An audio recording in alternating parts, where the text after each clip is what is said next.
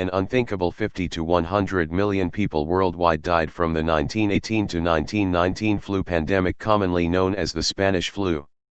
It was the deadliest global pandemic since the Black Death, and rare among flu viruses for striking down the young and healthy, often within days of exhibiting the first symptoms.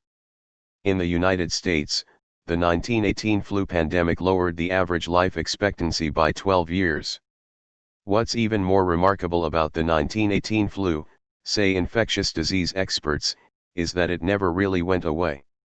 After infecting an estimated 500 million people worldwide in 1918 and 1919, a third of the global population, the H1N1 strain that caused the Spanish flu receded into the background and stuck around as the regular seasonal flu. But every so often, direct descendants of the 1918 flu combined with bird flu or swine flu to create powerful new pandemic strains, which is exactly what happened in 1957, 1968, and 2009. Those later flu outbreaks, all created in part by the 1918 virus, claimed millions of additional lives, earning the 1918 flu the odious title of the mother of all pandemics. Jeffrey Taubenberger was part of the pioneering scientific team that first isolated and sequenced the genome of the 1918 flu virus in the late 1990s. The painstaking process involved extracting viral RNA from autopsied lung samples taken from American soldiers who died from the 1918 flu, plus one diseased lung preserved in the Alaskan permafrost for nearly 100 years.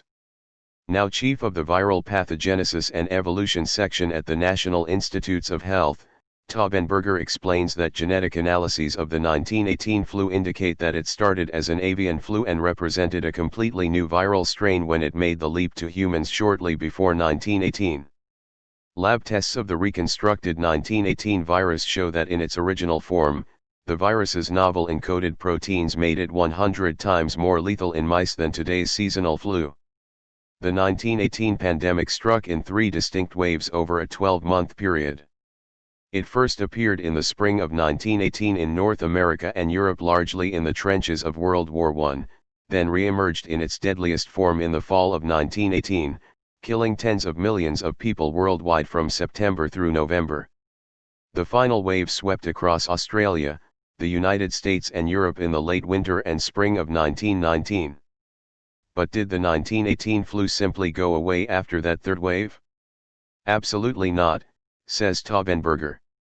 Since the whole world had been exposed to the virus, and had therefore developed natural immunity against it, the 1918 strain began to mutate and evolve in a process called antigenic drift. Slightly altered versions of the 1918 flu re-emerged in the winters of 1919 to 1920 and 1920 to 1921, but they were far less deadly and nearly indistinguishable from the seasonal flu. The 1918 flu definitely lost its real virulence by the early 1920s, says Taubenberger. But what's truly incredible, according to genetic analyses, is that the same novel strain of flu first introduced in 1918 appears to be the direct ancestor of every seasonal and pandemic flu we've had over the past century. You can still find the genetic traces of the 1918 virus in the seasonal flus that circulate today, says Taubenberger. Every single human infection with influenza A in the past 102 years is derived from that one introduction of the 1918 flu. Welcome to the pandemic era. The 1918 flu pandemic was by far the deadliest flu outbreak of the 20th and 21st centuries to date, but it wasn't the only one to qualify as a pandemic. Even with the advent of the first seasonal flu vaccines after World War II, the flu virus has proven capable of some unexpected and deadly genetic tricks. In a normal flu season, vaccine scientists can track the most active viral strains and produce a vaccine that protects against changes in the human flu virus from year to year. But every so often, viral genes from the animal kingdom enter the mix. If one animal is infected with 2 different influenza viruses at the same time, says Taubenberger, maybe one virus from a bird and another from a human, those genes can mix and match to create a brand new virus that never existed before. That's what happened in 1957 when the 1918 flu, which is an H1N1 virus, swapped genes with another bird flu, giving us the H2N2 pandemic, which claimed 1 million lives worldwide. It happened again in 1968 with the creation of the so-called Hong Kong flu, an H3N2 virus that killed another million people. The so-called swine flu pandemic of 2009 has an even deeper backstory. When humans became infected with the 1918 pandemic flu, which was originally a bird flu, we also passed it on to pigs. One branch of the 1918 flu permanently adapted to pigs and became swine influenza that was seen in pigs in the US every year after 1918 and spread around the world, says Taubenberger. In 2009, a strain of swine flu swapped genes with both human influenza and avian influenza to create a new variety of H1N1 flu that was more like 1918 than had been seen in a long time, says Taubenberger.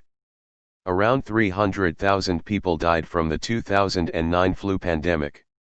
All told, if 50 to 100 million people died in the 1918 and 1919 pandemic, and tens of millions more have died in the ensuing century of seasonal flus and pandemic outbreaks, then all of those deaths can be attributed to the single and accidental emergence in humans of the very successful and stubborn 1918 virus. We're still living in what I would call the 1918 pandemic era 102 years later, says Taubenberger, and I don't know how long it will last.